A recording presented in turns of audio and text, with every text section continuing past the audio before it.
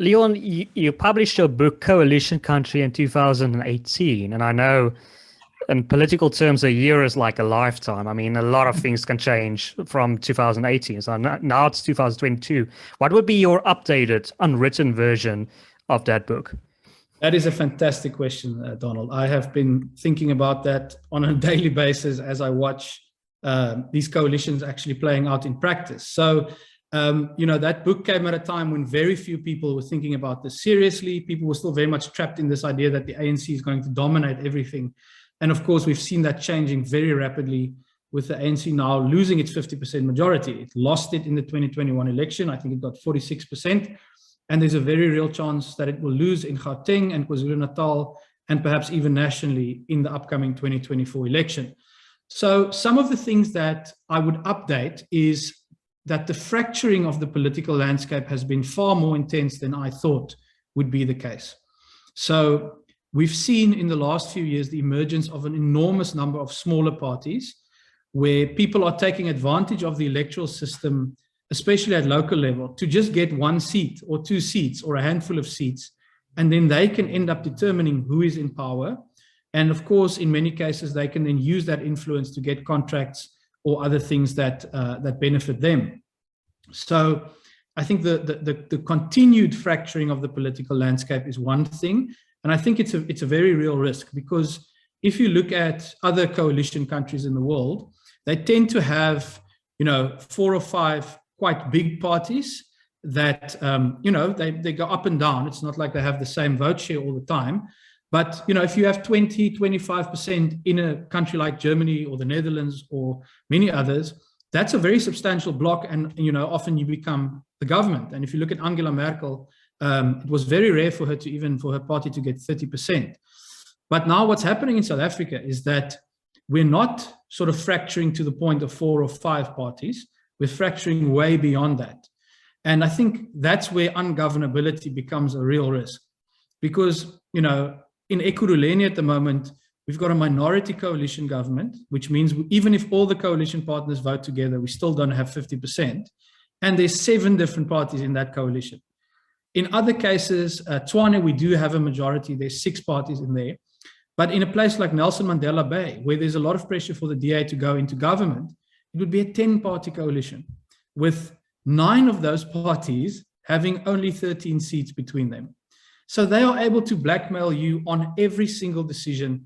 It takes one person to say, I'm not getting anything out of this, I'm walking away, to bring down your government. So we need to think very carefully, first of all, as voters, about this fragmentation. Is this something that is sustainable? I think if you speak to the people in Nelson Mandela Bay who are going through the most intense version of this, I think a lot of people would say, look, I really regret voting for these very minor parties because they've made it impossible to govern the city. So I'd rather vote for someone who has a realistic chance of getting 50, or at least being part of a proper majority coalition. So I think that's the big thing. I think the other thing that stands out is just how, at the end of the book, I warn about the biggest risk basically being that we don't have a coalition culture in South Africa.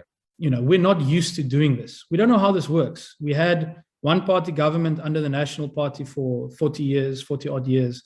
We've now had the same under the ANC for 25, 28 years. So we really need a new understanding of how this works. How do you actually govern with multiple parties in there? And this applies to every political party. And so what we've seen is obviously instability leading up to the 2021 election. And although I personally believe that the DA is doing a Herculean task of keeping coalitions in Gauteng especially together, there is a lot of maneuvering and sort of, the people who you are working with are your partners, but in many cases also try to be your biggest opponents. And that's really bad for stability. We're going to have to find a good midpoint between those two, where, of course, you must continue to democratically compete.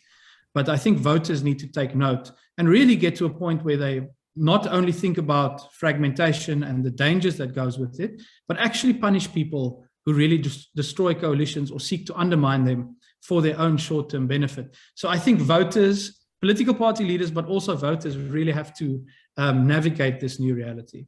Mm. And I mean, it's sort of my job to listen to as many podcasts as I can, especially based in South Africa. And I hear, especially amongst the younger people, what's the point of voting? I mean, the system is broken. Why should I vote? It doesn't work. So what would be your response to that? Because I mean, it seems like in local election, it's almost like less than a third of the people of South Africa voted in that election. So my answer is very, very simple. For the first time in our democracy, the ANC is heading to lose a national election. So for 25, 28 years, it's basically been guaranteed that the ANC is going to come out victorious in every election. The question was just how big their majority would be. But what we're seeing now is the ANC, like I said, already lost their majority in 2021. And in 2024, it's going to be the most exciting election we've ever had, because everyone, and including commentators and the media, are actually expecting the ANC to lose. They're expecting them to get less than 50%. And most definitely in certain provinces like Gauteng and KwaZulu-Natal, in addition to the Western Cape, obviously. So it is a moment of enormous change in our politics. And I know that people get really despondent about all the problems, and trust me, I do as well. But fortunately, I'm in the position where I try to do something about them. But at the same time, you know, we mustn't lose sight of the enormous change that's actually taking place sort of right beneath our feet.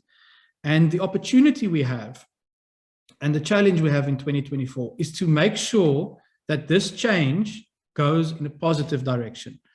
Because, you know, you can talk about change, but change can be good or bad. You don't, you know, change fundamentally, you know, you're not saying in which way it's going to go. So we agree that change is happening, I think. What is now necessary is for people to come out and vote in massive numbers in 2024 to take that change in a positive direction. And it's very concrete. What it means is that the DA needs to be the strongest bloc in other provinces so that we can start forming governments outside of the Western Cape. We've started doing it now in Umgeni, in KwaZulu-Natal. We run a municipality in Limpopo, which we've done actually since 2016. We're in coalitions in the Northern Cape. We're in Gauteng. We run the Western Cape. So the DA's footprint is actually already expanded quite significantly. But that shows you the opportunity we've got in 2024 to make sure that in Gauteng, we install a new coalition government with the DA really at the core, so that we're as strong as possible to push that change in a positive direction. The same in other provinces and even nationally. The risk, of course, is if opposition voters become so disillusioned by all the problems, which obviously are manifest, that they don't show up to vote. The ANC is likely, even in that scenario, to still not get 50%, but then you may have the EFF being the strongest bloc, or really emerging out of this uncertainty in a stronger way. Or perhaps other parties that are sort of maybe not real threats right now, but which could become kind of radical sort of EFF surrogates. And, you know, then the change that we're going through might go in a very negative direction, where the EFF starts forming part of these governments with the ANC or some kind of other scenario. So my answer in short is change is not on the horizon. It is absolutely happening as we speak. The ANC is going down. It's going down big time and faster every day. Now is our opportunity to make sure that we get a new government with the DA in the core of that government, and with other parties, frankly, who also want to see South Africa succeed. And then we can really start to rebuild things. So I'm optimistic in that sense, but it's a race against time. We have to get over that line as soon as possible, because we know the country really can't survive 5-10 more years of what's currently going on.